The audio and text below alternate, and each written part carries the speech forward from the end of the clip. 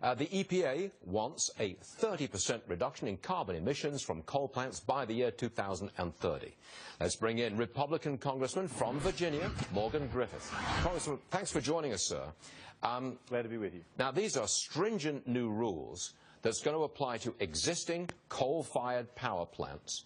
Probably going to raise the cost of electricity, probably going to cost a lot of jobs in the coal patch. But I put it to you, sir, you may not like this, but there's nothing you can do about it, because the President is not going to you, to Congress, for authority. He's going around you and using the rules of the EPA, and there's nothing he can do.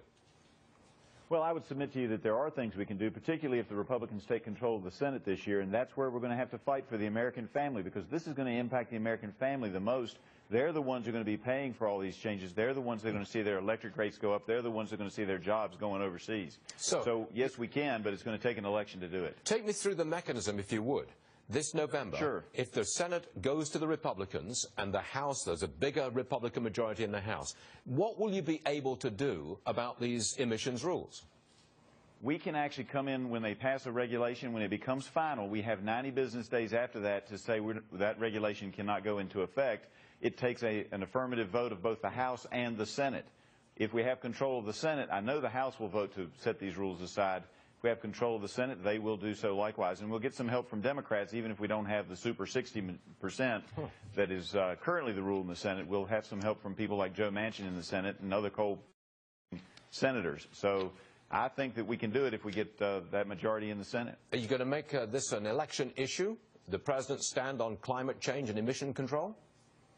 Well, absolutely, because what we're doing is we're sending our jobs over to other places like Asia. They're sending us back to the dirty air. They don't have anywhere near the regulations that we currently have. And, you know, it's one of those things where we're being a little bit thinking like the United States controls the whole world. We're not the biggest polluters in the world. When you add up all the Asian countries, they're doing far worse. And it takes 10 days, according to a NASA study, to get from the middle of the Gobi Desert to the eastern shore of Virginia. So we're sending our jobs over there. They're sending us back dirty air. You know, the United Nations is supposed to draw up a climate change treaty next year.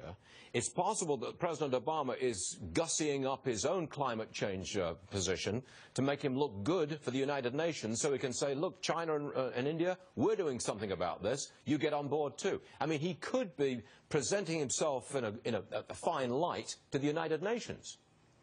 Well, I think a lot of times he deludes himself and others delude themselves that these other nations are going to follow us, that they will see what we're doing and follow suit. What I think they see is an opportunity to pick the carcass of the American economy once the President has seriously damaged it or killed it.